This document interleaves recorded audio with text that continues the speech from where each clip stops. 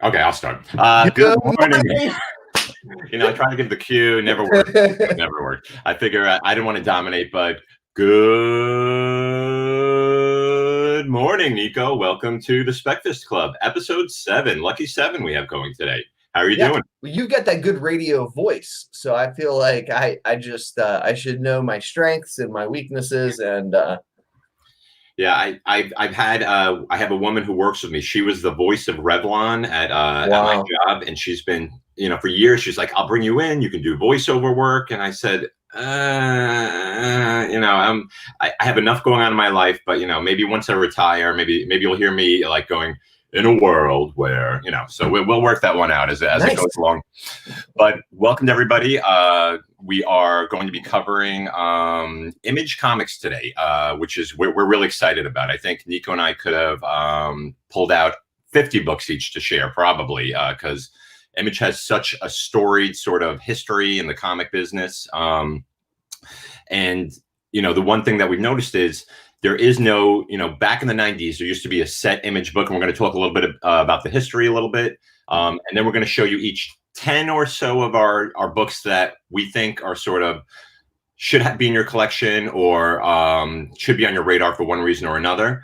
But we have some news we're going to go over. It's a great Sunday where I am. Beautiful. The birds are out. It was almost 80 yesterday, up to 70 today. I'm a German football league fan, so we have Bayern Munich playing at 12. I got to watch football, or soccer is really back finally. So we have sports back, some sense of normality, and we even had new comic books coming back last week, and then we even had some Marvel books coming back digitally this week as well, which I don't know. I know, Nico, you're not a Wednesday to Wednesday reader, right? No. Yeah. No. Yeah. Based on what I read, you didn't miss much.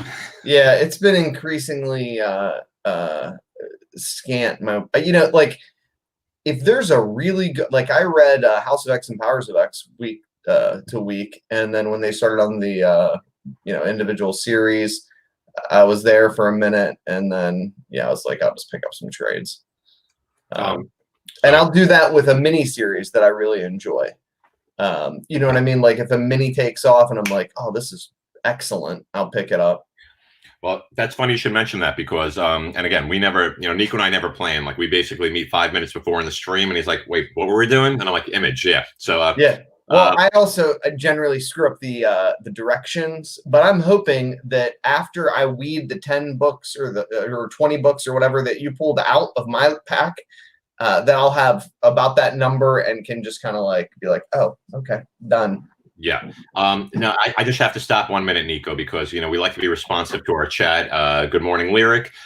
The overweight lover, Andy P. Now, does that mean you're the overweight lover or you're the lover of overweight? See that? As a grammar guy, I'm always, always contemplating what that might mean. But good morning anyway. Welcome to our show. You bring up miniseries, and I think that's an interesting thing because there was, and you brought up House of X, both great segues. Number one, I read a couple minis this week. I read The Avengers of the Wasteland, number 4. People were excited about that book for a while. Danny Cage picking up the Hammer of Thor. I remember that was in that Old Man Logan book, Heated Up. And then all of a sudden, this book went digital. And it's been a good read. Ed Brisson, I tend to like his stuff. Basically, the Avengers of the Wasteland, someone has betrayed them within that book, and they fight sort of the new masters of evil, which are all like really old versions of the Enchantress and MODOK. Nice. So it's a good little fight. It gets kind of nasty, and then we're heading to the 5th issue. But I read that. I read Ant-Man, which like Mathrothrax or whatever his name is. I've spoken about these giant sort of insect gods. So that's where that series has been. Ghost Spider came out. We saw a little more of Gwenom as well, so I read some of that. And then Wonder Woman. No, was it Wonder Woman? Flash came out. DC, who can tell anymore, right? But DC has had regular books coming out.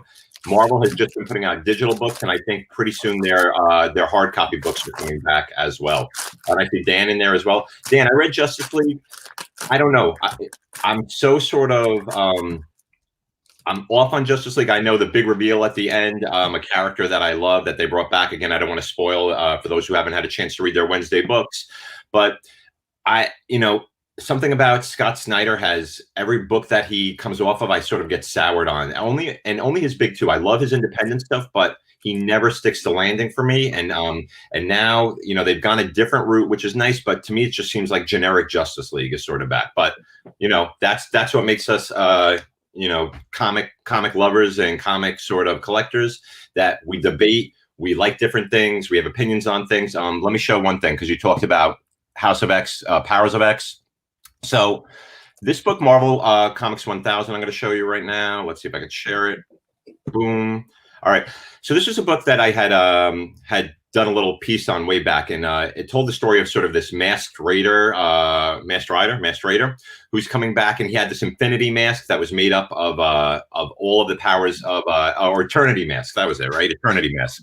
That's right. But one interesting page in that book was we saw that Apocalypse had this had these sort of four original horsemen of the Apocalypse, and these actually horsemen showed up first in House of X 2. That was the big House of X issue where we found out all about sort of Moira and what was going on in terms of her past lives. So that was the first official appearance of these four, and we just found out that this new X of Swords, I think they're calling it, or 10 of Swords, they're going to have this new one-shot series coming out, and these horsewomen or horsemen or whatever you want to call them are coming back.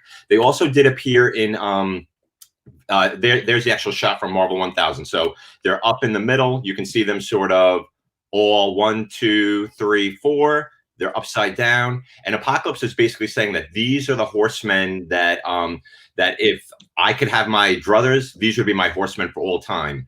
And as we found out in House of X, these horsemen were left to fight the breach to fight these hordes that were coming up when Krakoa was split into its original form and split into two separate forms. So I think the other one is called Aroka or something along that. So we have Krakoa, Aroka. So there's going to be a comeback to that. So I think that's one interesting thing. So you want to get House of X 2, which was a key already, because that's where we find out about Moira and her past lives.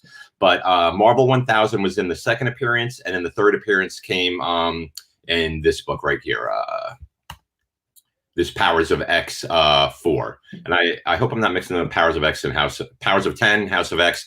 You know, Don Hickman with his names is killing me already. So that was one bit of news that came through. I just had to show this horrific Neil Adams cover, where he's made the thing essentially look like an ape. But this is going to be a one-shot from Mark Waid, Neil Adams. You're going to see this new sort of cosmic entity appearing. It's called Antithesis. We just saw this announced this week, and it's supposed to be on the same level as Silver Surfer, Galactus, this new cosmic threat that Mark Waid has wanted to do. This is the first time these two have ever worked together.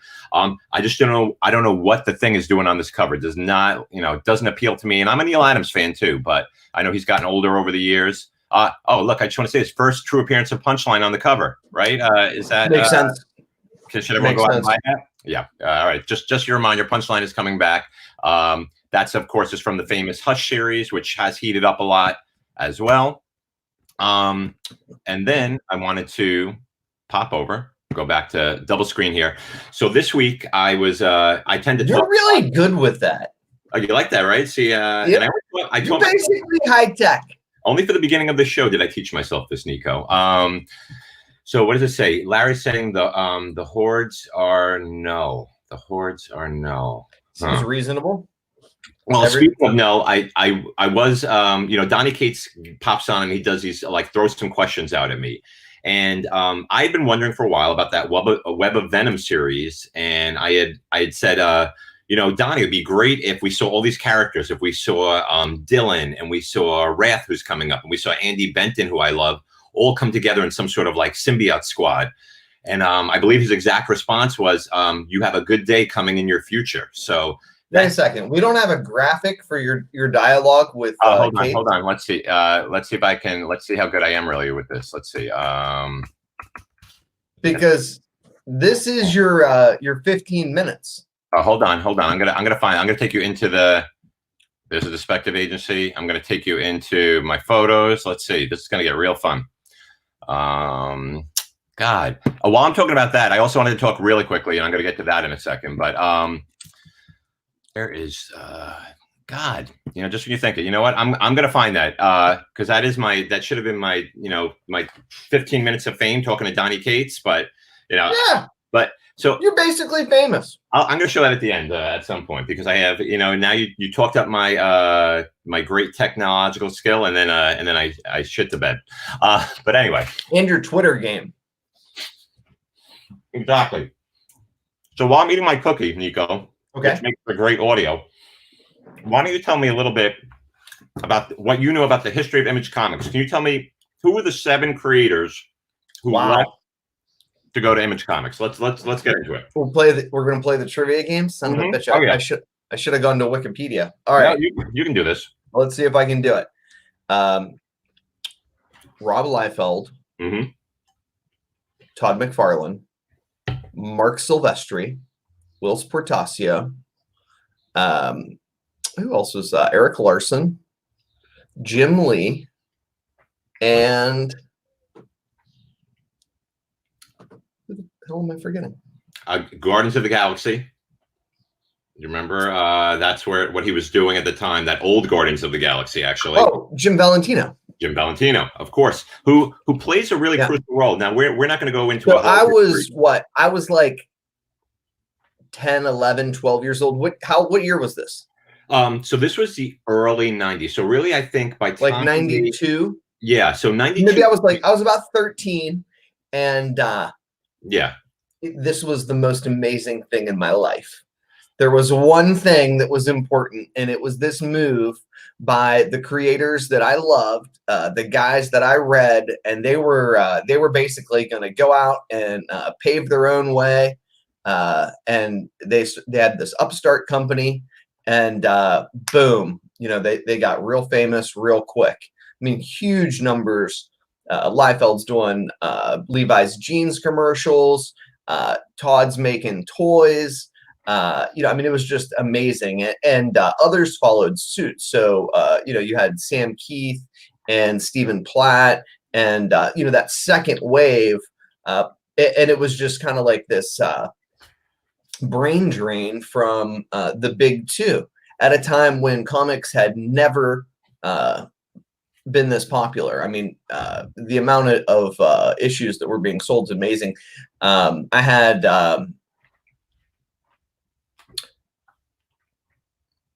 Jimmy Palmiotti last night on the podcast, and he shared with me that they sold, he and Joe Quezada, 2 million copies of X-O Manowar #1. And at the time, that was like, oh yeah, 1 million copies. Oh yeah, 1.5 million copies. I mean, just amazing results, stuff that we couldn't dream of today.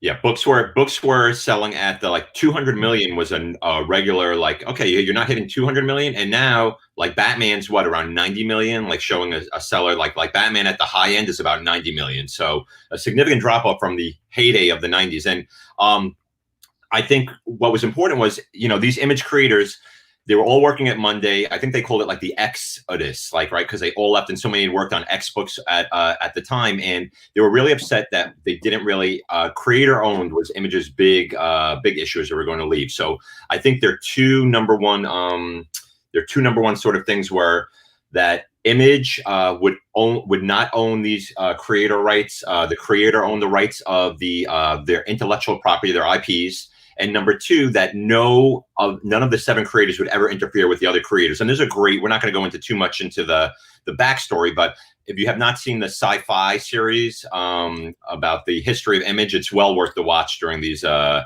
of times where you have a lot of because they really get into it. And we've seen these creators, and I'm going to go.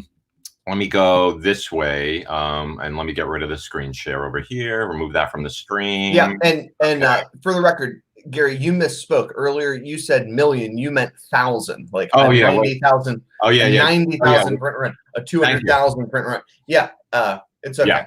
Yeah, there we go. So yeah, it's early on a Sunday. Wow, it was really a crash from that point. So we wanted to go over. So I wanted to show, of course, some of the books that we'd want to see, right? So Spawn one was one of the McFarlane's big one at the time. He called his company, of course, Todd McFarlane Incorporated, or Todd McFarlane Productions, right? He was the one who put his name in the actual book. And then the other brand new book at that time, of course, was Jim Lee's Wildcats, which came out over there. And Jim Lee, he was the one, of course, he created Wildstorm, right? And Wildstorm has had a very storied history. And the reason why I want to talk about some of the imprints is because some of these companies over the time, they lost the image logo, but they took the logo of the smaller company that the creator initially owned. So sometimes you may see a book that says Homage on it, or you may see Top Cow, or you may see these Skybound, which of course everyone knows. So I thought it'd be worthwhile just to see which creator was connected to which initial imprint as well. So these were the two brand new of the first four that came out, right? Spawn and Wildcats. Now the other two properties, Eric Larson, of course, and his imprint was called Highbrow Entertainment. And then you had Rob Liefeld, of course, with Youngblood, and Youngblood was Extreme. Now, the big thing with these two is that they had appeared before elsewhere in one form or another. Youngblood had appeared, and Savage Dragon is an interesting one because they both appeared, I believe, in Megaton, Yep. and maybe Megaton 3 or 2. But at that time, the character was just called Dragon, the Dragon. They didn't call him Savage Dragon. So I believe CGC still considers this the first true appearance of the Savage Dragon, even though the Dragon character in another form appeared elsewhere. I think almost like sort of like Hellboy, right? Like back in the day, like Hellboy had his form, but I don't know if he had been called Hellboy yet. Was he called Hellboy at that point? But anyway, I don't think he had a name. So those were the big four, and then eventually you had we talked about Mark Silvestri with Cyberforce, Cyberforce Zero, Cyberforce One, right? We started to roll through. While Portacio actually he got sick for a while, and if you remember the time, Wetworks was delayed for a long time before it officially made its way into the rotation. So that was book number 6, and then 7 was Shadowhawk by Jim Valentino. For some reason, how the hell did I forget Shadowhawk? Yeah, you know what? I was looking back to that art. That art was not great, but I think Jim Valentino brought another sort of aspect to being one of the original creators, and his thing he brought to the table was he was great around managing things, because the one thing these guys were great artists and great creators. But he did the only like rooftop, you know what I mean? Sort of like New York traditional superhero, and like the sort of Kirby Lee-esque kind of caper to it. Plus, he had a foil cover. I don't think anybody else did. Oh yeah, well, remember that beautiful Wildcats 2, the Prism cover on that one. But Valentino, he decided that he would start to run some sort of the executive branch of it a little more, because books were starting to get delayed. People were getting upset. They were getting a lot of kickback. And then all of a sudden, Rob Liefeld was on the outs with the crew, because he was starting to develop properties that would appear over in his Awesome Entertainment, which was not connected to his Extreme Studios at the time as well. So you had the partners starting to argue a little, and then they brought in someone from outside to come in and start really getting them on a regular schedule again. So Jim Valentino started to recruit a lot of other image creators whose books weren't great, but they started to set that ethos for what you said of sort of, we had the great Max series, right? Like, who can't forget Sam Keith, and the MTV series, you may remember, that was on for a while, right? Late night. Pit with Dale Keown. Now, I just want to bring him up real quickly. Going back, was that a popular book? Yeah, I mean, this and his art, amazing. He's about to come back with we just showed with Peter David on a new Future Imperfect book, where they're going to be telling the origin of the Maestro. So makes me happy that there's at least 2 people that care about that, me and you. Yeah. So. Oh, please. I'm selling all those Secret Wars variants with the Ingwenable Hulk on there. Nice. And then we started to get some Gen 13, right? So then JSC, right, brings a nice little cachet into the room. He and Jim Lee working together. The Very Bizarre Tribes by Larry Stroman. The art was almost incomprehensible. I followed him onto X Factor years later. I was never a big fan of his art style. And then Stormwatch existed in so many different ways, but that initial was Scott Clark and Trevor Scott before this became sort of the linchpin of that whole sort of Jim Lee series online. When he did Wildstorm, this was one of the big books for the Wildstorm relaunch. And I don't know if everyone's aware, but for a while, that Wildstorm imprint was bought by DC Comics. DC Comics actually owned the Wildstorm imprint, and that's when they really started to take all these properties that Jim Lee had created and expand them out. And then we got Joe Casey's Wildcats, and we got all these new sort of versions of Wildstorm Studios. The Authority.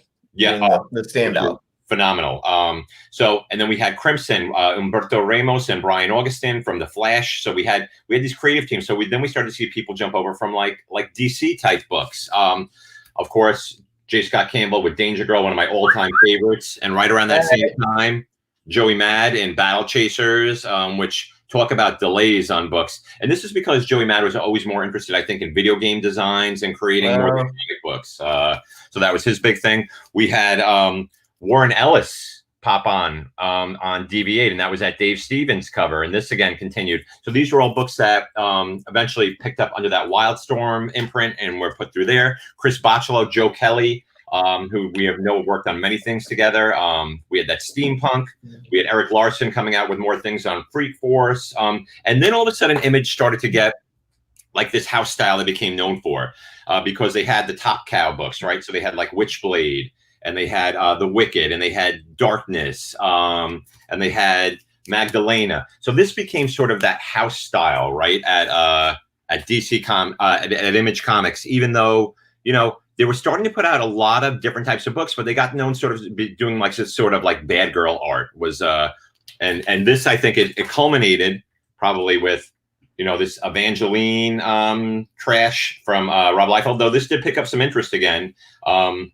And then actually, I think that came through from his Maximum Press book as well. So this became sort of that Image House style. And then everyone started to ape Rob Liefeld. So we had like Brigade. We just saw Prophet pop up again. And another. You know what's funny is if you see the gold like Image ratios from back in the day, people collect them. And any sort of like bizarre newsstand that probably wasn't selling well on the newsstand. Are books that are. And I think there's like niche collectors that. Yeah, the mentality of 90s sort of Image books not having any value, not true, because a lot of those books sell for a nice premium. Like the Spawn early issues, they were printed in big books. You and I have talked about how Spawn, as it got later on, those later books were the ones to chase. You didn't talk about Dragon, right?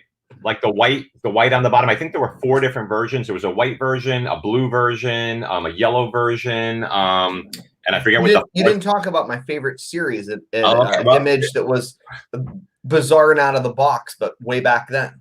So tell me, what a Trencher? No. Bone. Remember when they picked up Bone? So and there's newsstands, which are a pain in the ass to find. So I didn't bring up Spawn newsstands are hard to find. Get out of town. Good luck trying to find a Bone newsstand. It's a nightmare. Yeah, I think I didn't bring up a lot of the books that they sort of brought into the fold, and that's what Image became known as doing as well. Like that, and I think the same time as Colleen Doran's A Distant Soil was the other book that came over with Bone at the same time, which a lot of people don't know. Nice. But yeah, but again, so Image, you know, then over the years they really started to hone out and diversify the kind of books they were putting out. So now when you go to the LCS, Image has a huge sort of top shelf next to Marvel and next to DC, and their books come out pretty regularly. So we thought it might be interesting today to throw out some Image books, and I thought I'll let you start. And I don't know if you want to do like sort of did you order them at all, like in your top 10, or did you? How did you do that? Yeah. Why don't you start and I'll make lists of 10. I didn't know we were doing the 10 thing. I'm sure you told me that 4 times. But so I just started like grabbing things that I thought were important out of my unsorted boxes. But I can put together a 10. You go full screen. You're doing 10 readers and then 10 books. Yeah. So here's what I'm going to do. So Nico, as usual, just go to the beat of your own drum, or get your stuff together. I'll be here for commentary. I'm going to talk about. I'm going to talk about the books we're not going to talk about because I always because here are the books. I got a stack of them. Well, keep listening because some of these books you brought up before. So now I see that old guard on top. Books we're not going to talk about today. Here are the books we're not talking about because we've spoken about these. And if you go back through our other shows, so Die, we've spoken about already by Gillen and Stephanie Hans. Amazing D&D style book. We're not going to talk about that. Nico has shown the beautiful the RP version of the East of West One. Gorgeous book. Hickman, fantastic. He spoke about Magic Order. Nico loves every week to bring up Fear Agent, but we will talk about other Rick Remender books as well. I spoke about Crowded in the past, what I think that book might be possible of. We spoke about that Port of Earth as being an underrated one to grab right now. Ex Machina, we know. You're doing a good job of helping me here. I'm just helping you out. Little Bird, we spoke about last week. Hack Slash was a book that jumped over, right, Nico? There's that. I just love to rub that cover in your face again. Yeah, right. Like, can you just sell it to me? What does it say on there? Kiss it, Nico. All right. So again, this is a book that came over to Image after starting out with another press. So we're not going to talk about those. And also some of the big books already. We're not going to go back to The Walking Dead. We're not going to talk about Saga. Oh, maybe we will. I don't know what Nico's going to talk about, actually. Too easy. We've seen a lot of news on, of course, God Country, right? Like God Country, because of what Donnie Cates has been talking about. We all know about it. Because he's talking about a possible prequel. Undiscovered Country, we just saw Scott Snyder. There was news on this as well. So here's a book that it looked like it was going to get a lot of interest, and then I don't think people were really into it. Also, Witches, right? We've seen a lot go back with this Witches. I think of that little sound from the trees. What's that sound? Yeah, I can't make it. But those are books we're not talking about today, so those will not be in my top 10. Okay. But I do have. Can I run through some books we already talked about? I'm going to get you through. You ready? Yeah. Here's. Here you go, Nico. All right.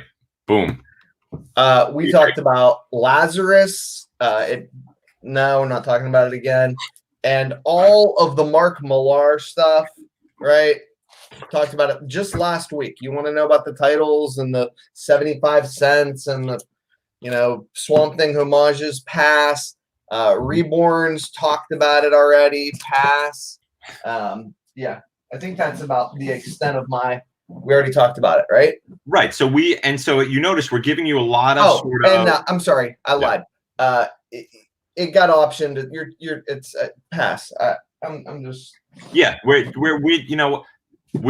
the kind of morning show. We're not going to go over what you've heard everywhere else again and again. We're going to show you those books constantly. What did it say? You get $100 for a 9.8 Youngblood 1, or at least I did. Nice job, Dan. Yeah, I have to say my books were bought off the actual LCS back in the day, and if you check them out, let me go back to this over on this side. Let me go here. You can see these are beautiful. Like that Spawn I have, there is not these are 9.8 candidates, I would probably say. But I will never do it because these are my original Image books that I keep in a little short box on the side that I bought off the actual the comic shop in Woodhaven, Queens, back in the day. Cool. So I thought the first thing I would do is, because I like to cheat, I had 20 books, and I said, you know what, 10 of these books are probably better. Better. You go full screen. Let me sort. Yeah. Okay. So here we go. So I'm going to show some of my favorite reads that I think things that may eventually heat up, but these are books that I love to read more. So number one, Jeff Lemire, Royal City. So Jeff Lemire has been a sort of a hot property we've seen as of late, between the Black Hammer book for Dark Horse. We just saw, of course, Sweet Tooth get optioned as well. This is more biographical.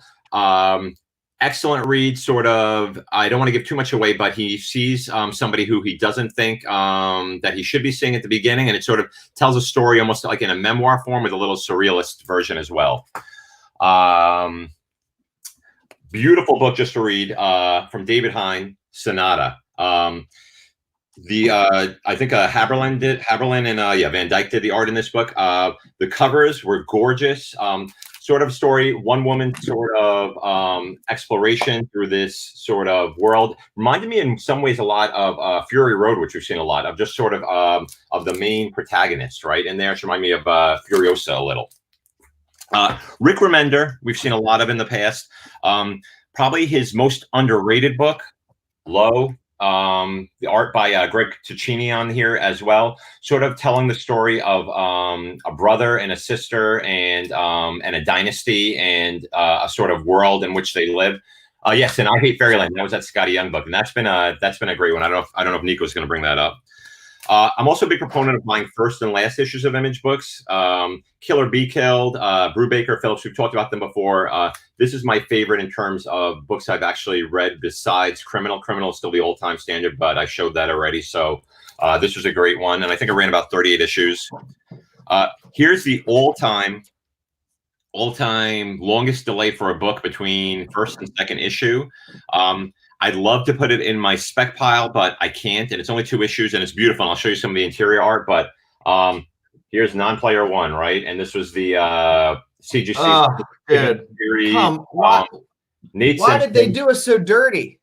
I don't know, but this was a famous book for being talked about, being optioned over and over, and I think it was just to keep the rights, so he could put out an issue every 4 or 5 years or so. But Nate Simpson, beautiful, and there was the thing about this is, so this is the first edition, and then there's a second printing that says very clearly on it, second printing, cover looks exactly the same, and then there's a third printing, except it says third printing, cover looks exactly the same, and then there's a fourth printing, and the cover looks exactly the same on here. But just why people sort of, because Images had plenty of one and done books over the years, and here's the back cover actually.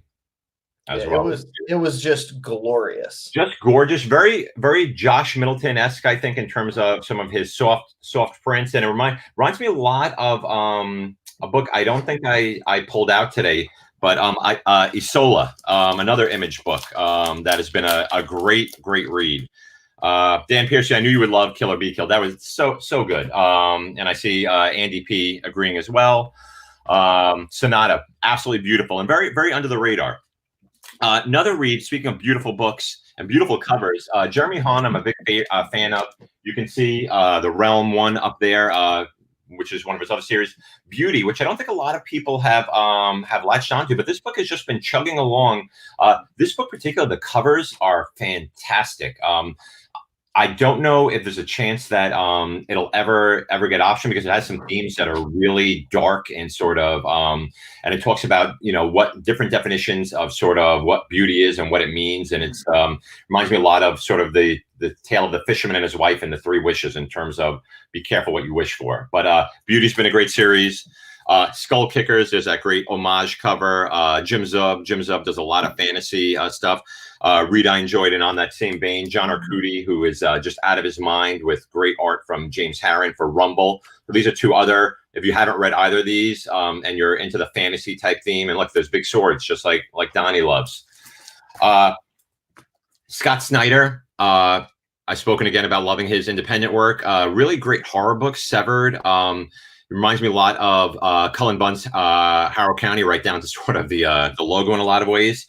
And then my number 1 book for reading, and I have the entire series, and I have all the minis, and for me, probably undervalued in terms of everything, but just Astro City. For me, so many stories to tell. You talk about the Black Hammer universe, but great pick. Literally, you could run this for years. And this reminds me a lot of ways of the other book that I have every issue of. And these books both stay in a special short boxes in my basement, because I have the full runs of Astro City and also of Fables, which I really loved from Vertigo Comics. But two of my sort of things that I'm like, I don't know if we'll ever see them put out there in a series, but 2 books that would benefit. And we talked about Fables in the past, because putting out those fairy tale series from ABC and NBC, Grimm and Happily Ever After, really killed the chances of Fables, I think, which was such a darker take on it at the time.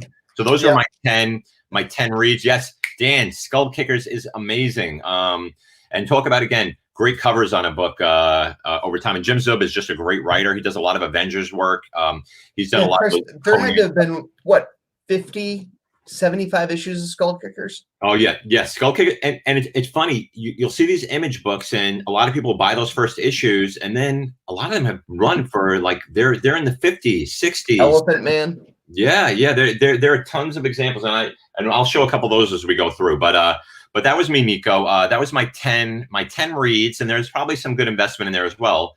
But and then I'm gonna let you talk a little bit about some of your books.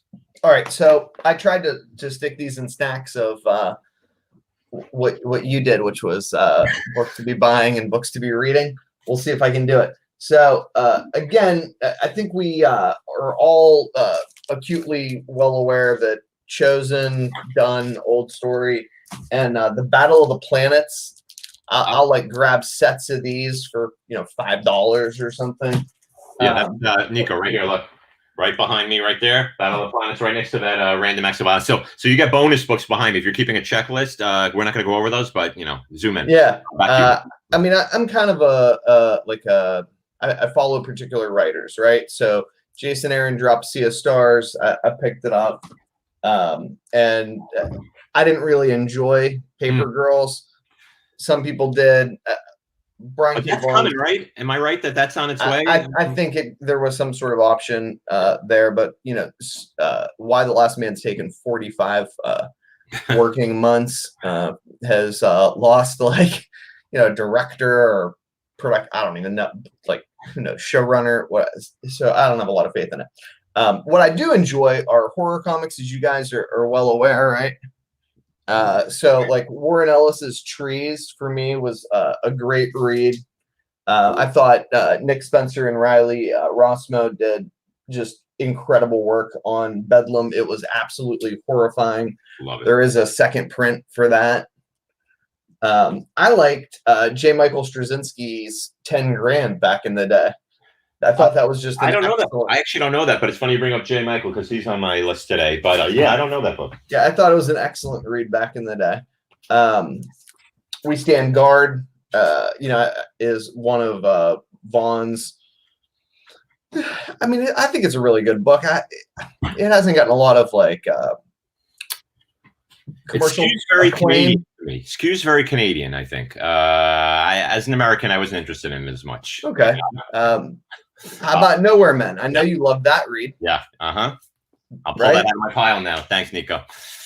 Oh, I thought we were just talking about readers. No, I did. I had a couple other books that I realized I only did 8 books. I had 2 more, but don't worry, I have a sub in there when I get my readers. No, keep going. All right. Well, yeah, and then I might. Okay, I'm gonna. Kill or Be Killed was in my list of great reads. Okay. It's also got exceptional covers. I think you were dead on there. I was a fan of Fraction Sex Criminals, but I'm not wrapped real tight, so you never can tell.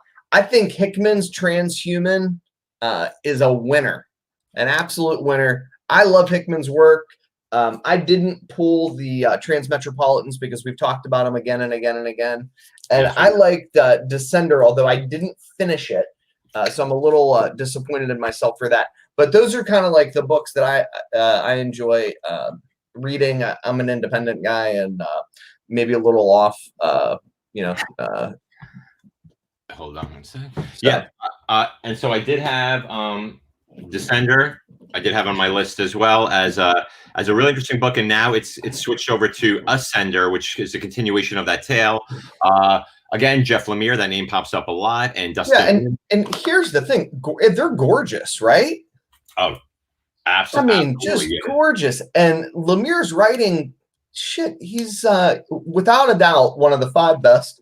Some people would argue he's the best. He got a hell of a line to Hollywood. I think. I put it in the reader pile simply because he's got so much amazing work. I don't know that I necessarily want to encourage people to hone in on one thing. Same with Royal City, right? I thought the same. Royal City is a great personal story read, but that's not a book that people are going to be running to chase after. Though who knows now? After the success, of the Marty Moose, what the hell's his name? I'm gonna let you figure that out. Who are you thinking of? you know, the little moose character from Vertigo. I didn't. Sweet Tooth. Yeah. Marty Moose. Moose. We just watched National Lampoon's Vacation with my kids the other day. So I'm thinking of Marty Moose. Yeah. Yeah.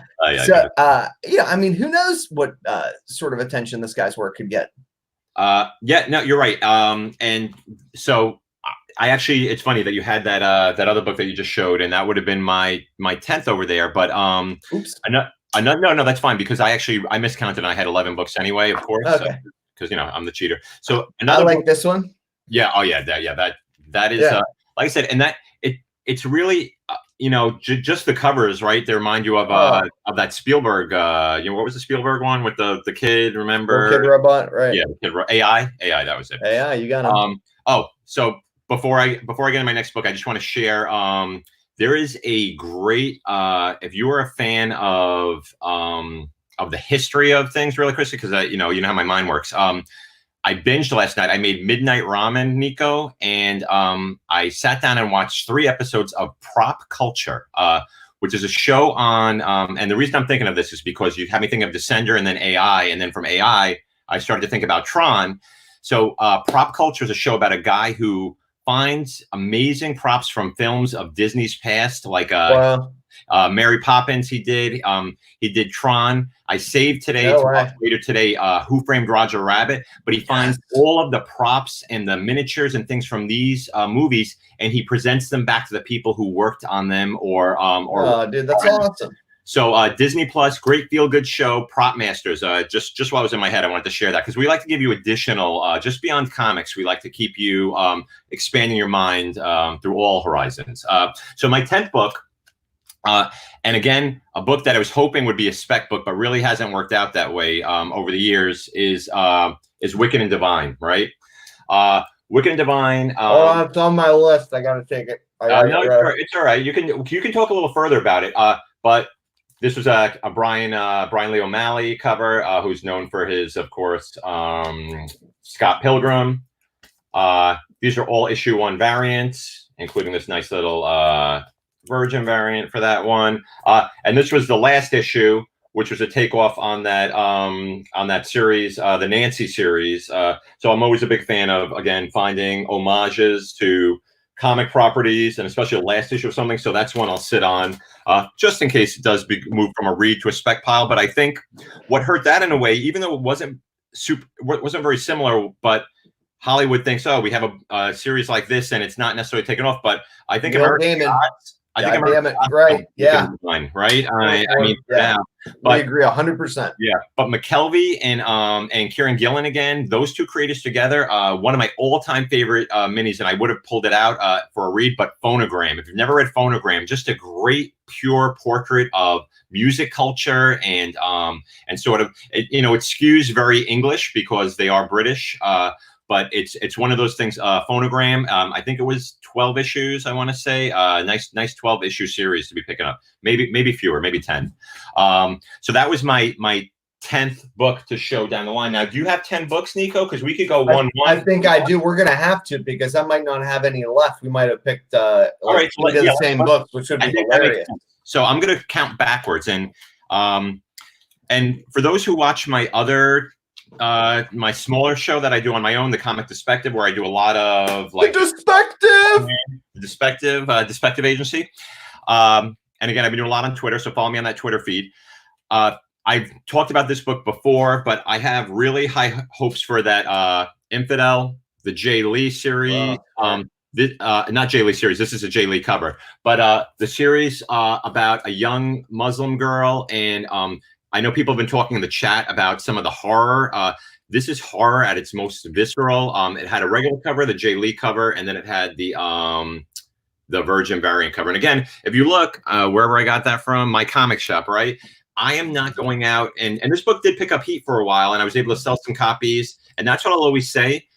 I always pick up 5 of a book I feel really strongly about, and then what I try to do right away is when that book picks up heat, sell that book so I've made back my money on the 5, and then I put them away, and it's just gravy on the cake. No, probably not on the cake. Something I don't know. Mashed potatoes. Spoiler, LOL. Oh yeah, thanks, Dan. We try not to. Well, these aren't our reads anymore, so you can spoil these. Spoil them to your heart's content, Dan.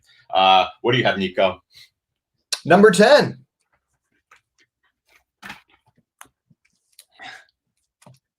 Bitterroot. All right, straight up, there's cool ratio variants later in the series. There's a virgin variant of issue number 1. Some really great movie homages, some that haven't been released yet, I don't think, even though FOC may have passed. I think it's the Purple Rain one coming up, right? There's a Purple Rain one, a Do the Right Thing one, and a Boys in the Hood one. One of them took off.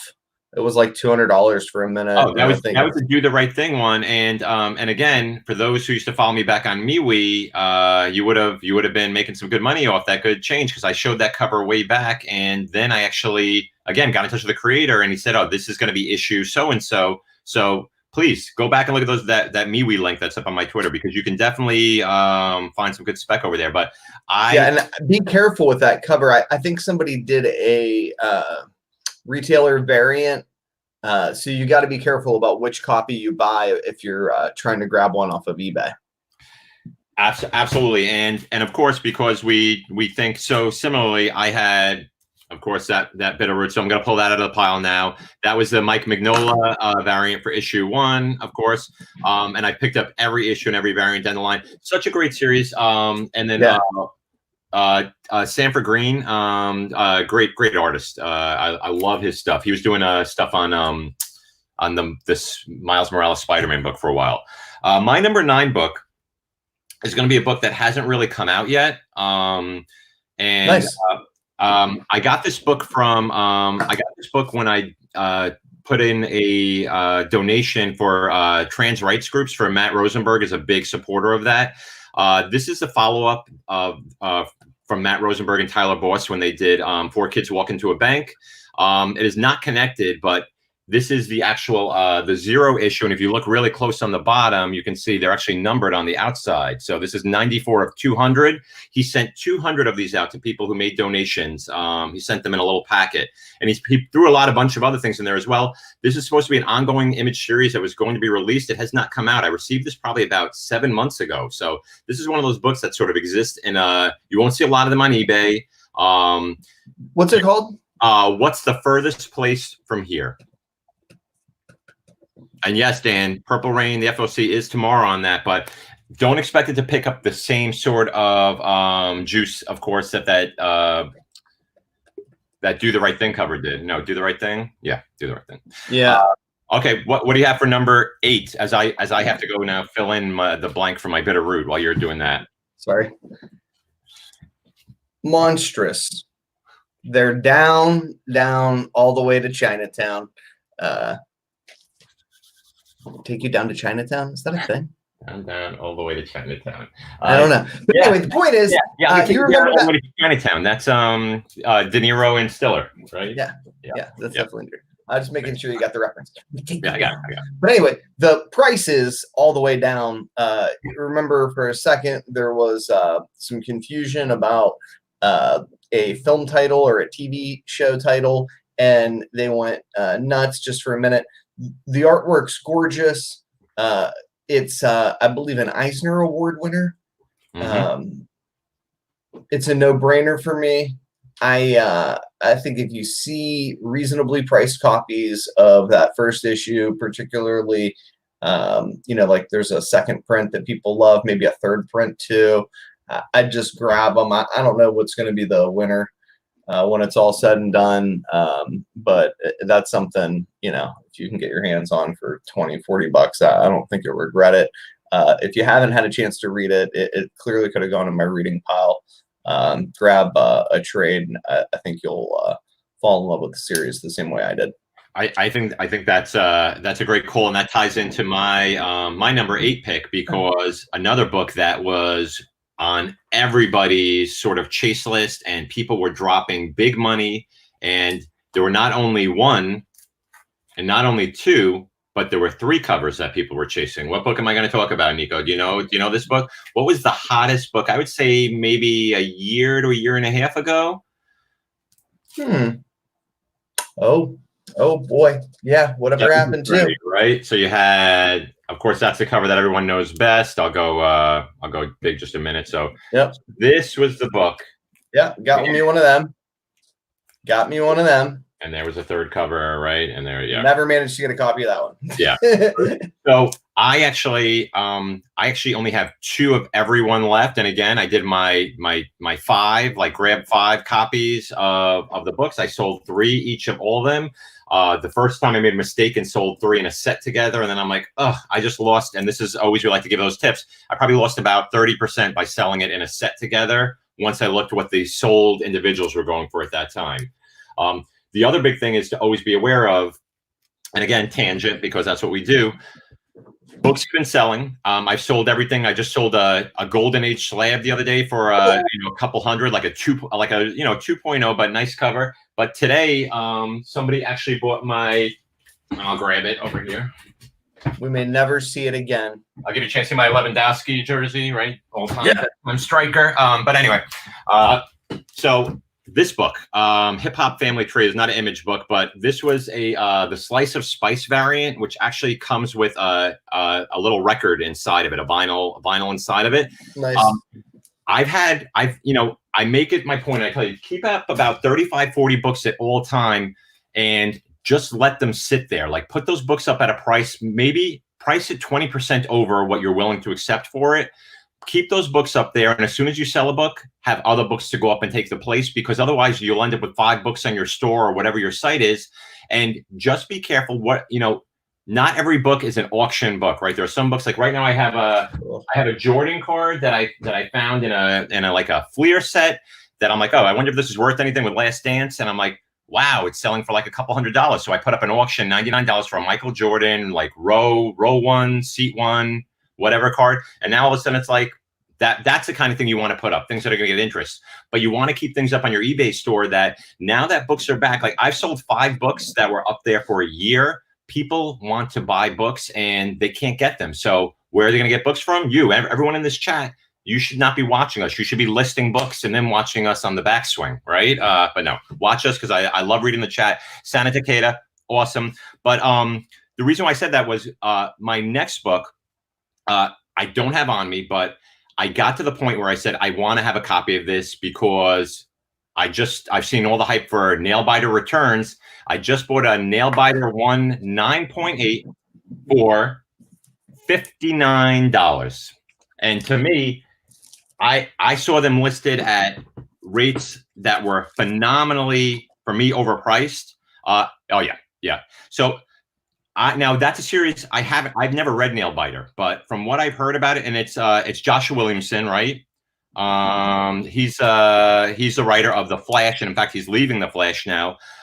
So I don't have that book with me, so it wouldn't be fair for me to use that as my book. My next book is Birthright, again by Joshua Williamson, and this is a story sort of about a boy who disappears from his family, ends up in a sort of another, like a medieval sort of fantasy environment, and he comes back to his family, but there's more to it than that. And it's sort of how his family reacts. Got a lot of hype early on. These books can be had super cheap. There are multiple different copies of this particular book. Watch for the printings. This is the first print. There's also a 5-year edition as well out there. Birthright by Joshua Williamson. But Nailbiter's also, if you can find cheap raws of Nailbiter, and there was a preview edition of that Nailbiter book as well that came out, and I'll get that book in a second because I also ordered one of those. I'm trying to grab. No, it's no problem. I'm trying to grab these books as you talk about them and show them, and then I'm replacing. That's fine. Do that in a second. So the other thing that you may notice a lot with Image, and this is a little aside because we like to do these little. They put out a lot of ash cans. So here's one for Kill the Minotaur, Stellar, Murder Falcon, by the great Daniel Warren Johnson, who is amazing. So a lot of times they'll put out these ash cans. The ash cans for a lot of the books don't really blow up that much, and they also and you'll notice a lot of Image books, and this is from Top Cow Hardcore. Put out some sketch editions of some of their work as well. This is I love this Silvestri cover, so that's why I got this, and I bought a couple of these at the time. I think there was some news about it possibly being optioned, but I'm not super positive about this. But you'll notice Image, you know, their whole thing for a while was, oh, we don't put out variants. We don't, you know, we just put out the one cover. That's changed significantly over the years. A lot of times there will be one cover. They also got really known for putting out their secret variant covers, like the Di Felici signature variants for Walking Dead and a couple other books as well. Nico, I'm going to go back to you now. Okay. Well, I'm just trying to replace. Can I mention one other? I just saw a trade paperback. If you haven't read Nightly News, it's absolutely worth a read. I don't think that, you know, necessarily it's got a lot of spec appeal. Obviously, like any of Hickman's work, who knows if you get picked up and be a TV show. And but yeah, I was on a big Hickman kick for a while, and Nightly News, and there was another one with like the Romans. Do you remember the other Hickman book? Pax Romana. There you go. That was the other one. Again, good read, but so dense, really tough to get through. You know, Hickman, up until House of X, Powers of 10, I'm not sure that he's ever been a really super spec-worthy comic creator. He's more like no, but I think that's made him spec-worthy. Oh, of course. And I think it really started with Marvel and Disney sort of adopting his ideas and incorporating them thematically through the Avengers films and the big screen adaptation of the Infinity Gauntlet saga. Right. So making something like Manhattan Project's more like commercially viable. Yeah. Like, crazy. Let's go get this Disney guy. He was the architect of you know, like if I'm pitching that, right, as you know, his business agent, like, oh, well, we're going to give you the opportunity to work with the architect of the Marvel Cinematic Universe. No, he wrote it all behind the scenes. If you don't believe me, here's the books. Yeah. Exactly. Warren Johnson. Yes, Old Man Skywalker. Those are great. If you ever see Daniel Warren Johnson at a show, grab those. They'll give you those Old Man Skywalker books as well, which are really cool. Nico, next pick. Yep. I've lost track of the numbers, but I think we're about 7. Gideon Falls. Oh boy, I gotta go all the way now to the front and talk about great variants. This is way low for me, Nico. So now I have to bump this off my low. I'm sorry. It's fine. This is fun though. I like this. This is good.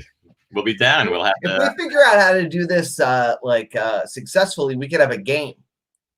We could. Well, like it's sort of like have I never ever, like you could do a drinking game to our thing. Yeah, right. Yeah. It's sort of like when you play categories, right? You want to get the category with the letter. We might kill one of our listeners though if we do a drinking game.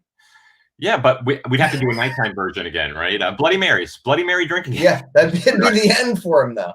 Yeah, or I'd be like, listen, there's an emergency room and a 12-step meeting. We'll be here for you. You just tolerate your boy. It's okay. Yeah, that's just and I want to continue to thank our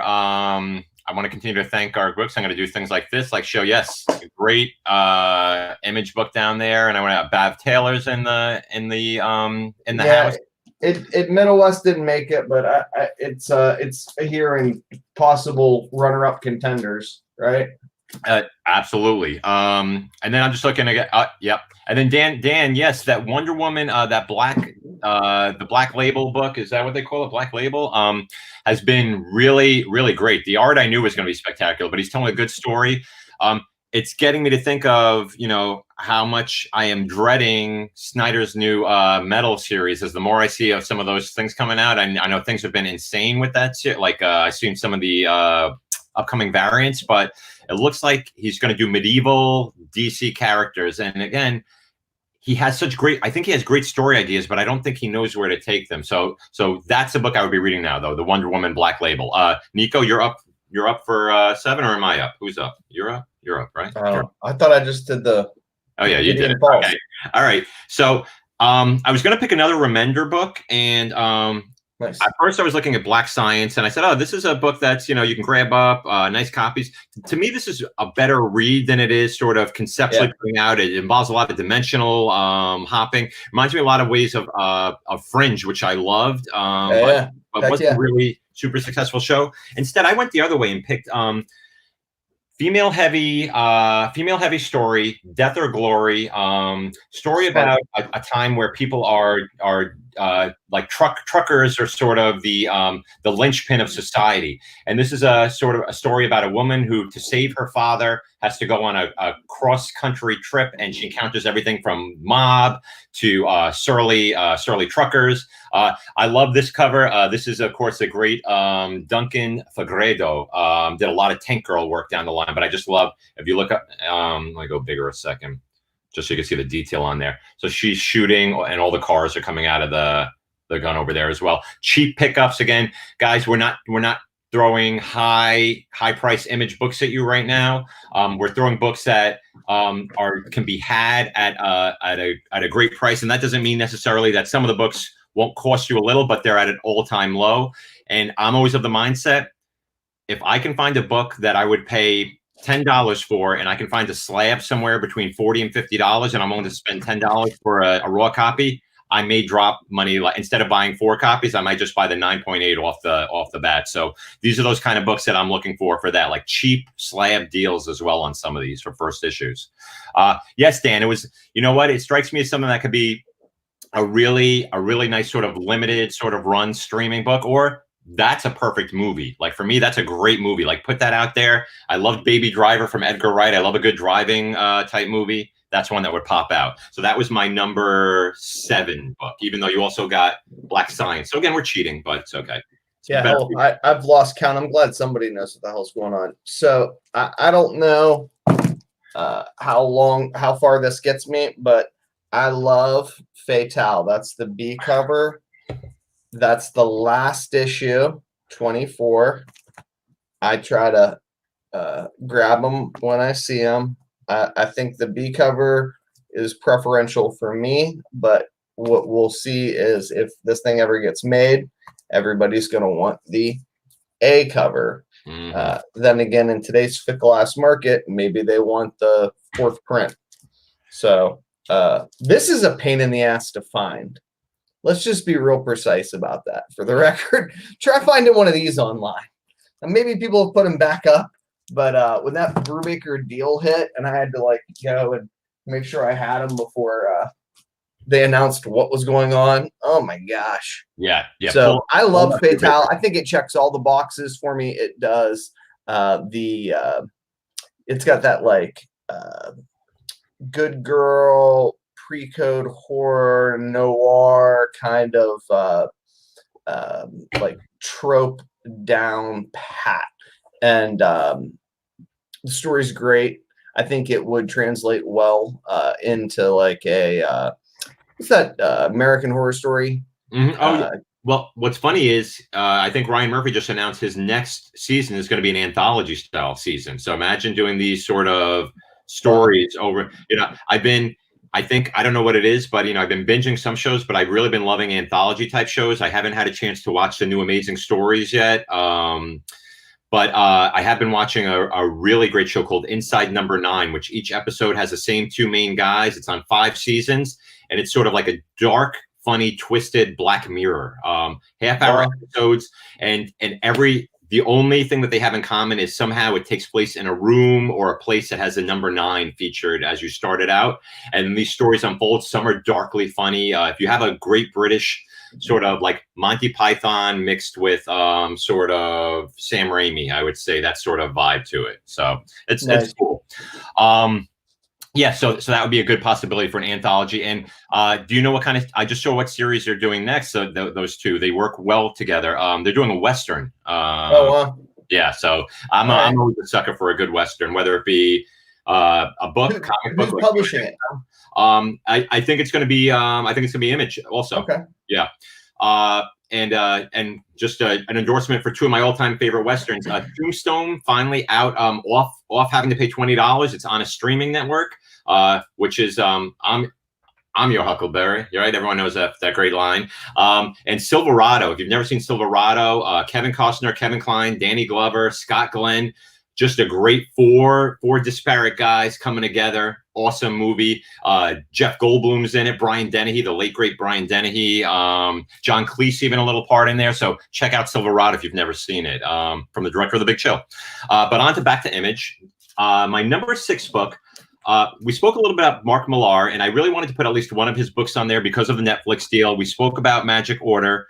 I'm a huge Flash Gordon fan. I brought this book up before on my regular show, but Starlight is sort of the story of an older sort of Flash Gordon type guy looking back at his storied history as a Flash Gordon type sort of hero, and then sort of being sucked into it again as an older guy. These were the regular covers. This was signed by Gorlan Parlov, who actually had a stroke a while back. He's okay. When I got these, I actually got these at Half Price Books. They had these certificates, and so these were signed at some sort of London Supercon. Nice. And there was a photo of him signing, and I'll show you the next one because I think it's kind of cool. So this is the Bill Sienkiewicz cover for issue 2. This, a lot of people were looking for a while, like, oh, Stallone would be great in this, but I don't know if he can emote the way we'd want him to have out there. So signed by Bill Sienkiewicz, signed by Gorlan Parlov. And then on the back of this, I was amazed because, how often do we look at the back of the white cards? So this had actually certificate, authenticating, and then it had a picture of Gorlan Parlov and Bill signing the books, which I think is really cool. Perfect. So that's such a nice little, those are the kind of things I love. And again, I tell you, please look at the back covers of books. Like I said, back in the day, who would have known if you hadn't known? And I've spoken about that Star Slayer book, it has a Dave Stevens Rocketeer on the back. But if you put a white board in there, some books should be displayed the other way, right? And we'll talk about at the end of the show, we'll talk about what next week's theme is going to be, because we have some exciting things and I have some great back covers to show, and we'll talk about that. All right, Nico, you're number 6. 5. Or 5. Yeah. Is it 5? Yeah, sure. 5. Let's keep 5. Okay. I think it's 5. All right. So, in an effort to not give you expensive books, I'm not going to suggest that you go buy the very expensive variant, right? Or even the number 1 issue, which Gary's about that life too, right? Yeah. I would encourage you to buy the first and second issue because this is where the Coach first appears. Is issue number 2, and I think they're about free right now. So it's my longer term play. I love Southern Bastards. I think it's a great read. I think it's a book that's kind of fallen off people's radars. Jason Aaron's sort of, it's his labor of love. It's like that. He breathes, lives, and bleeds that book. You know him. He's a good old Southern boy. Pretty sure he's a Bama fan, right? I don't want to say he'd mess up and maybe he's an Auburn fan, but I'm pretty sure he's a Bama fan from what I've seen online. Well, and here's sort of the thing. So with, again, for the same reason that I think Hickman's work is all of a sudden super spec worthy, I think Aaron's work is all of a sudden super duper spec worthy because of the attachment to Thor. And the fact that the new film is going to, basically immortalize what he's written in Thor canon to some extent on the big screen. I think you're going to see a lot of those Hollywood agents and producers. Space Sharks all the way. That's the future of Hollywood, right? Yeah, baby. Space Sharks. Yeah. Southern Bastards. Yes, they are amazing. And it my 5 book was its sort of spiritual brother, right? Its spiritual brother-in-law. Well, you have that book out there, right? Of course. Yeah. So they're good. No, you know what? Let's put them up together. So Redneck, who doesn't love? Oh, and I guess I'm holding it the wrong way because people love when I hold them this way. So sort of this cannibalistic vampire. This is no one's secret out there.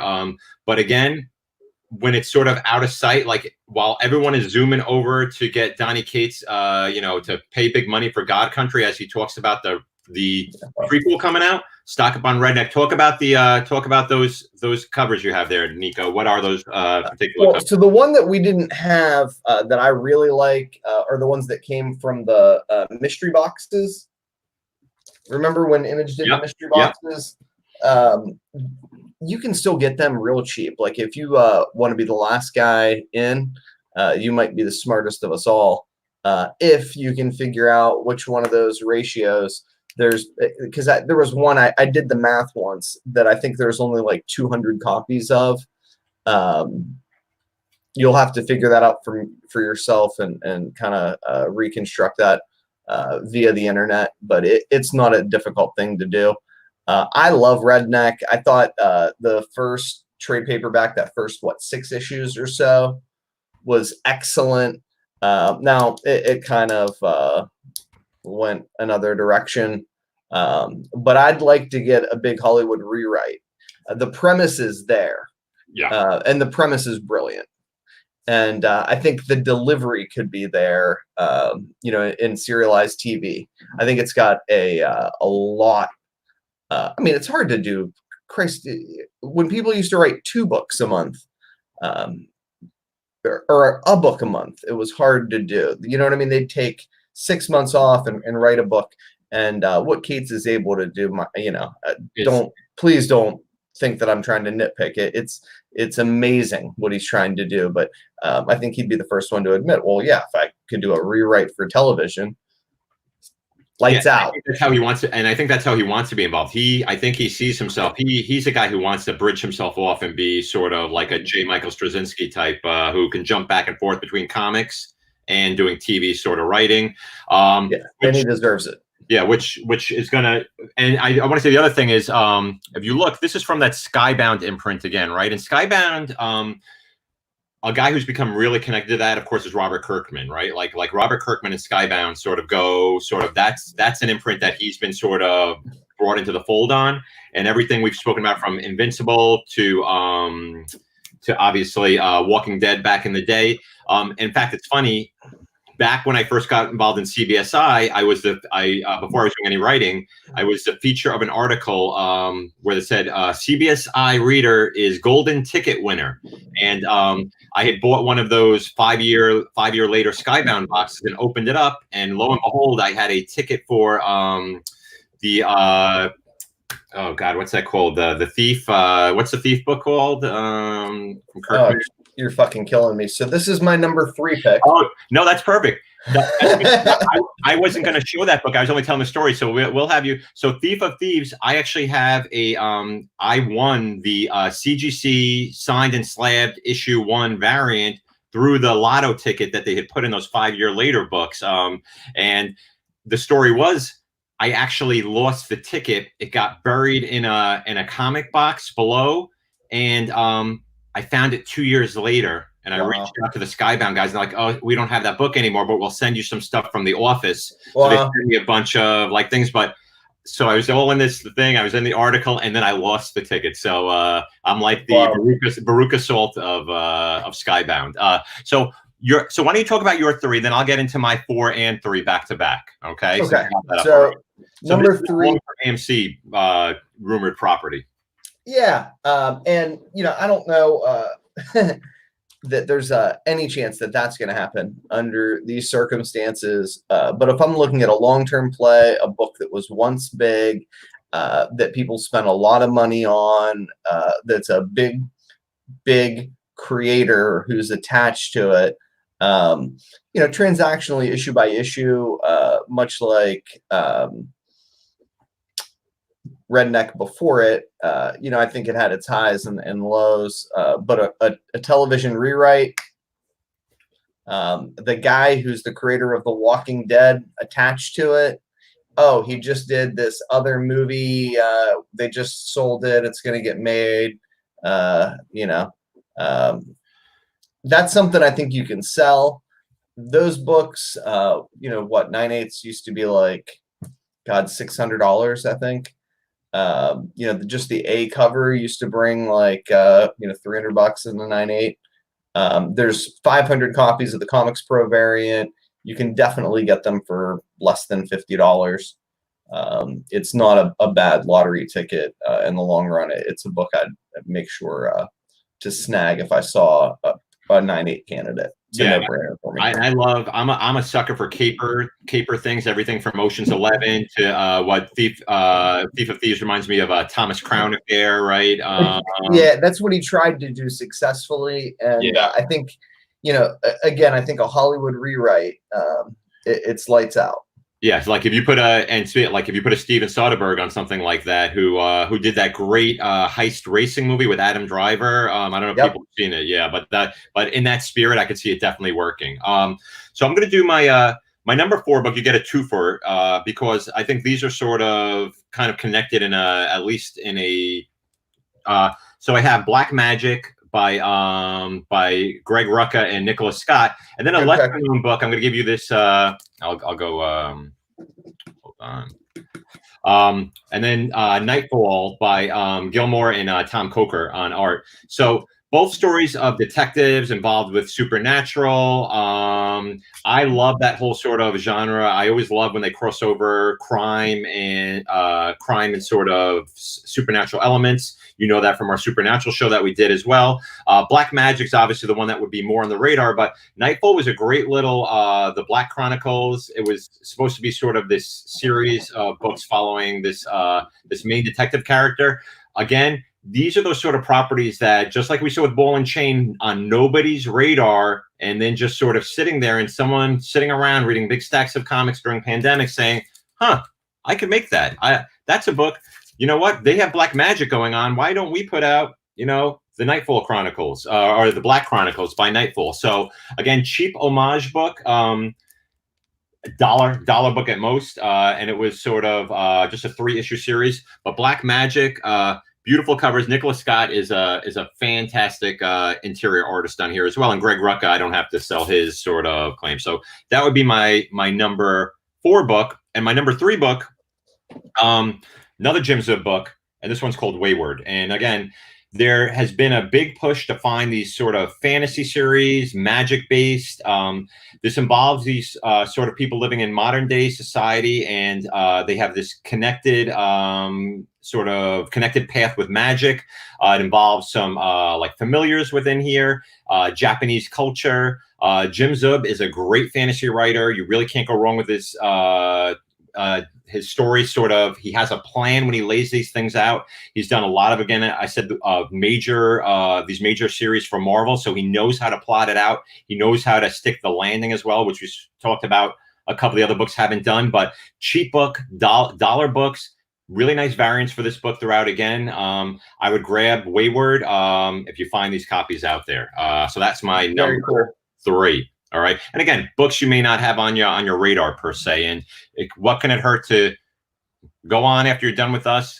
$50 you could probably grab a stack of at least 15 of the 20 books we're talking about right now, and get some trades of the reading books. Number 2, Nico. Oh, my last 2, son of a bean. Okay. Think Tank number 1. All right. I loved this book. Nobody cares about Top Cow books as far in the spec community. They're like the redheaded stepchild. This thing for me reminded me of those softer, gentler days where I was just a little kid watching Real Genius with Val Kilmer. Val Kilmer, and it kind of harkened back to those sorts of like days of innocence. It checked all the boxes and tickled all the those sorts of like emotional memories that I had. I thought it was a super cool read. And that particular copy, this one, is the one you want. It's again limited to 500. They're dirt cheap. I bet you can get one again for like less than $50 on eBay. It's a no-brainer for me. It and the Thief of Thieves were both rumored to be part of a deal along with Nailbiter and The Darkness back in the day before Kirkman got into his ongoing dispute with AMC. I think, I sort of, again, speculate that he was going to try to roll over some of the Walking Dead revenue that he was relying upon into some other deals where they were going to do it in house. I think Think Tank is a winner. So yeah, if for no other reason, I read it. Did you read it? Did you like it? Well, this is why I said this is why I love this, because I haven't read it. I've read about it, but I haven't actually read it. And I'm looking for, like I said, I'm looking for quarantine books to read. So I'm going to, right after this, I'm going to find it online and check it out and see and read it. If it makes it's fun. Yeah, and you know what's funny? You know why we make such great co-hosts together, Nico? One, because your internet always works for me, and two, because Top Cow, and my Top Cow book is a book that has not been rumored to be around any movie or TV since 2016, but the creator is definitely involved to a big extent, and the book is Rising Stars. And why I say Rising Stars is because seeing what the reinterpretation, I take notes just for the record. The reinterpretation of Watchmen and how they took and stayed true to the core of that series got me thinking about this Rising Stars book again by J. Michael Straczynski. And this was sort of about, there's an event that happens. For those who haven't read it, this book was out a long time ago. It was a hot commodity back as as little as 4 or 5 years ago, because there was rumored to be a series or a movie, and then nothing happened with it. And after this event, people are given these sort of powers, and some are evil and some are great. It's sort of a really great Lost type narrative, but again, hopefully with some sort of ending that makes sense. But a way to track these multiple characters across multiple arcs that could go across multiple seasons. That's what I'm always thinking about. What makes sense? And there's a lot of these. Rising Stars was out for a while. J. Michael Straczynski has a direct connection. Obviously, Babylon 5, which he was known for so long. Something that I never watched, actually. I was a Star Trek guy, and I was like, Babylon 5, and then I did Battlestar Galactica, so I never saw it. But this is one that I know would definitely attract some interest down the line. And again, these are like, seriously, like issue one, like dollar book fodder. And there are characters throughout the series that make appearances, that would appear, striking me very much as one of those books that you're going to say, oh, this character appeared in issue 3. Like when we're seeing with The Boys now, like The Boys is heating up again with some characters that appeared late, and also because some hot covers. Rising Stars would be my my really under the radar pick for one that I think we will see in some form or another in terms of a streaming series, as they're looking for more down the platform. Yes, Lyric, Rising Stars is brilliant. Thank you. Preach, brother. Nico, is this your number one book? Wait, before you show it. Top of the morning. Is it this Outcast 1 9.8 that goes for about $18 now, that I held on to way too long and should have sold back in the day? And this should be a life lesson to everybody that if you have a book, what are you waiting for? Sell it. But anyway, I'm not bitter. I only paid $39 for it, but now I can only get half for it. And again, I have to be honest, that was a great series. They killed it by putting out season 2 in Europe first. It aired in Europe before they actually took it back and put it on Cinemax again. They sort of destroyed it, but it was dark. It was well done. It was very true to the book. And maybe that was the problem. What you talk about, Nico, is giving books a TV rewrite so it skews a little friendlier and can appeal to beyond that niche audience. I think that's so important. And those are those things that we want to continue to push out there. Comic book writers know how to write comic books. Yeah. Absolutely. Screenwriters know how to write screenplays. Yeah, it's just like some people can do both. You know what I mean? Like, did you bring this up to your boy Jimmy Palmiotti yesterday, Random Acts of Violence? Because this is one that's supposed to be out there on the go. I wanted to put it in the chat, but you were gone by the time I got in, and I don't like to listen to those other guys. I hear a lot of that. It was a great interview. For those who didn't tune in.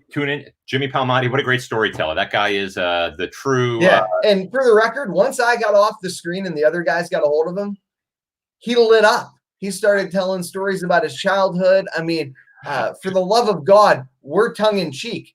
You might be best served to just fast forward about 10 minutes into the other guy's interview, because that's where the real gems are. I mean, listening to him talk about the community he grew up in was awesome. So, Nico, is that the blurb? Once Nico leaves the show, things get better. People kind of cool down. They just sort of relax. Okay. All right. Yeah, so next week, I'm running solo next week. All right. Show me your number one. All right, number one, I can't stop thinking about it. Don't be like Gary. Don't be like Gary and hold on to it if it ever does get made. For the love of God, just sell it. But if you haven't read it, please give it a try. It's amazing. It's absolutely hilarious. And I think the art is brilliant. What, if you'll indulge me? Yeah. What Rossmo does, okay, with this thing, and he does it with amazing creator. Yeah, right. So he did Bedlam too, which I loved his work there as well. Maybe, I think maybe. Yeah, I'm a big fan of pretty much all of the stuff he does. But what he'll do is, let me see if I can get a good example. I might have to go into the later issues. But they're just gorgeous, right? Like the panels for me are just tremendous. Oh, like that half a head slicing off in that? Yeah. Yeah, and he's just got such neat panels. It's about a guy who's got multiple personalities, a cowboy, a ninja, and a Viking, and his affiliation with the CIA. It's oversized, so it's a pain in the butt to keep in good condition. But what happens is it ends up in those boxes that we talk about all the time. You know, the boxes of issues that the comic retailer forgot about, doesn't want to deal with, doesn't care about, you know, whatever. And there's an opportunity there. So I like it. I really think it's worth almost paying market for a run of all of them just to read. Because I like it so much. I don't know if you'll like it that much, but it's one of my all-time favorite series. There was a Chris attached to it at one point in time.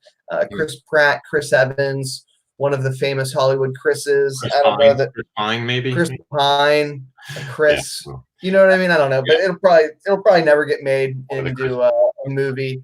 But I think we're far enough away from like a hint of that happening that you should be able to get a cheap copy. If I'm wrong, for the love of God, don't go doing anything crazy like spending a couple $100 or anything nuts. But if you haven't read it, please do. For me, and those may be sitting in those oversized boxes, which also may be, you know, a reason why, you know, you'll find it available for a cheaper price than you would find it online if we ever get back to that mentality. But it's a treasured item. I know. I know you're a huge fan of that property, and I think. Yeah. I mean, who doesn't love cowboys, ninjas, and Vikings? I mean, seriously? That's what I think. Yeah, all I need is aliens, cowboy, ninja, and then we're there. So you hear that, guys? So I threw some other things up there. Sequel. Like I threw, I you know, for a lot of times for Image books, when they're later down in the run, you know, people stop collecting them after the first issues, but there have been books down in the past I've spoken about, like The Realm was the hottest book for a while. Everyone knew that secret variant. I actually like this, the RoseCon variant, even more. I love a great action figure variant, and again, that's signed by the creators. I think I picked that up at New York Comic Con a couple of years ago. I loved the number 2, again, Skybound, the convention exclusive. Do you know what that is? Of course, a great homage to Kill the Minotaur. I don't even know what that series is. Can you go in full? Oh yeah, of course. So this put it on my list. This is so Kill the Minotaur again got some attention. I think there was some sniffing of option news. I showed you the Ashkin earlier. This is the Clash of the Titans convention exclusive cover. I love this cover. This is sort of like spectacular. I always try to find those covers again that appeal to fans of Clash of the Titans, but also fans of comics, right? One that I made bank on, and I know a lot of you do who watch me in my old show, the Jeff Schultz Calvin and Hobbes homage for Rose, of course. Calvin and Hobbes is one of those series that is very closely protected by the creator. Bill Watterson put out a certain number of copies, never done very much else with it, rarely does interviews, did an interview in this great museum edition of one of his books. But this one was selling hand over fist for a while, and again, great issue to put aside. And I think this was also the last issue of the series. I'm pretty sure 17. Nice. Yeah, I think it was. So again, so it's not just first issues. Again, look ahead for some of those covers, like the Bitter Root. Like I'm always looking like months ahead through solicits. Go through Fresh Comics where they always have the books coming up. And the other book we're not going to talk about are sort of these Wildstorm books, which I think they're going to get their own sort of separate series because there's so many great Wildstorm books. And I think Wildstorm is such a rich property, like sort of the opposite of Top Cow. And also put out some like Thundercats and some of the license-based stuff, which is funny because, you know, even with Image, it's Wildstorm putting out Thundercats, but oh wait, we have Top Cow putting out Battle of the Planets, but these are both, you know, licensed properties. These were all Image books, but Wildstorm is still DC. You see that Wildcats and the X-Men series up there. That's a great series. But my number one book is a book that we heard was going to come out, picked up a little ambient heat, and then popped really back down quickly. But story about a young girl living in a society where gravity does not exist. Strikes me as something that would capture a chord. It's a fun book. It's not super dark. It does have like a girl in peril, but it just has a great spirit about it. It has an awesome Jock variant cover. Oh, and yeah, and absolutely. Again, you know, we talk. Image has some beautiful cut. This whole series is just gorgeous to look at. Lee Garbett, I think, on the artwork in here, and just the most fun I've had reading a series in a long time. And again, it did get some interest right away. It would be very labor cost intensive, but again, you're going to start seeing with all these new streaming series out, like with that HBO Max on the way and a couple other things, they're looking for properties. This one has been spoken about. And again, just because something got optioned 2 or 3 years ago doesn't mean it's sort of, you know, stuck in stasis. It means it could be the option could be dying out and picked up again as well. But Skyward, and I'm pretty sure it doesn't say. I thought it was also put out by Skybound, but maybe it's not on there as well. But that's one that I would be picking these up cheap as well. Yeah, Skybound has so many, like Frank Cho puts out like Skybound books, just I think for movie treatments is what he does now. So because all his books go about like 2 to 3 issues for the most part. But yeah, that's pretty much my my Image. And again, I just want to say, continue to find like, you know, those Gen 13 J. Scott Campbell covers. These sit around in bins a lot. I find these in a lot of bins. Like go past stuff and look for them. And again, this is like cheap books that you can make some good money on. Find those variants. Go looking for Image. We could do this show again next week and probably pull out another 10 each and just say, look for these books. So I think. Yeah, because Image is, like I said, it's a big banner with a lot of creator-owned books. So that's what makes it such a fun sort of thing to go through. It reminds me today of where Boom is and where IDW are and sort of their properties as well. So we'll continue to hone in. We spoke about next week. We want to go off the rails a little bit. And I spoke to Nico about doing, we're going to call it the B-Sides show, where we show off some things that are either quirky things in our collection, things peripherally related to comics, things that may not necessarily have any great extrinsic value, but they have great intrinsic value for Nico. And it'll give you a little more window into these. It's going to be awesome. So maybe, so some of you are already saying, I'll take off next Sunday, but please. Yeah, I've heard enough. I've heard enough. Is he going to talk about Cowboy Ninja Viking issue number 6? And why does he have to do that? Well, Gary's giving him license to do more of it. Make him stop going. I'm prepping you now, Nico. So we're going to show original art, some posters, some statues, some things that are not. I'm telling you, get it ready. I don't want to see you show up next week and be like, okay, so here are the 10 sci-fi space operas that will be. No, that's not what we're doing next week. Thank you, Lyric. And one more thing I wanted to throw out there, because I would be remiss if I didn't. I want to thank all those people who actually tune in on a Sunday morning, or those who watch us afterwards. And we'd had a contest, I think, in our first or second episode, throwing some books out there, and I thought it would be fun just today to throw some books out there. So if you leave a comment in our comments below, you can do a thumbs up or thumbs down. I think we've been I think we do have one hate watcher who's gone back. Yeah, dude, who's my guy? What's his name? And watched our shows. I don't know. I sent you that text. Like I have it on my phone. but Renegade or something. Thank you for joining us. I really appreciate you coming here.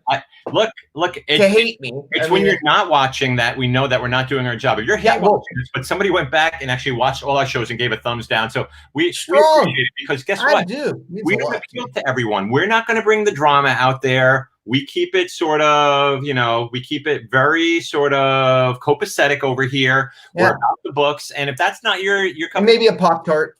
Yeah, if you're like going to Danish coffee, or something. I ate Milano cookies and a coffee. That was my breakfast. Next week, I'm going to have great donuts from a donut place. I'm already planning out, but I wanted to. If you leave a comment, so here's what you'll get in the mail.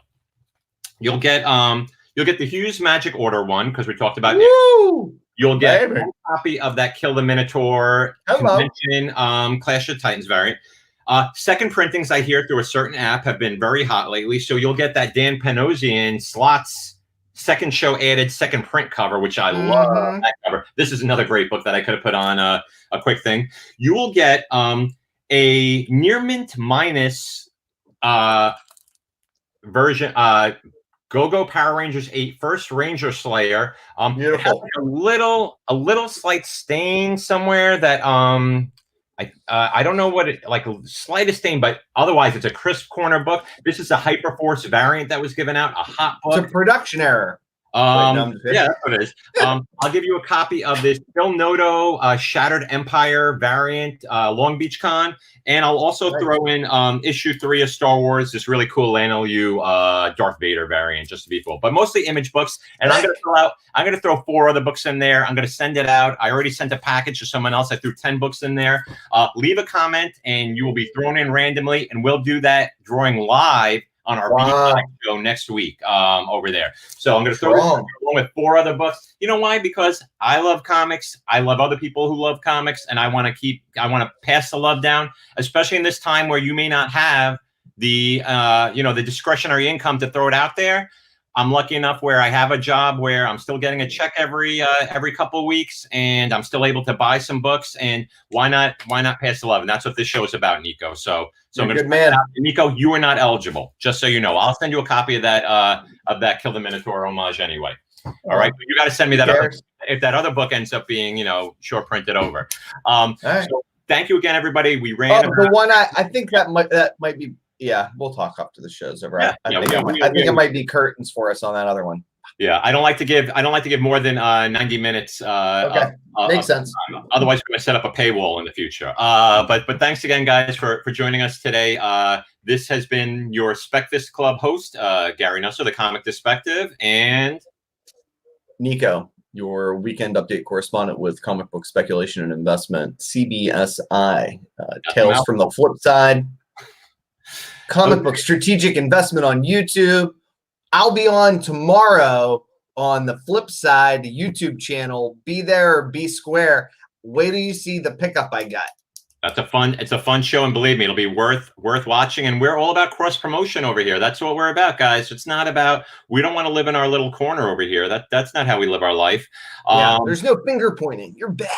No finger pointing here. This is a judgment-free zone until at least we stop the show, and then then we get real. But anyway, guys, have a good day. Peace.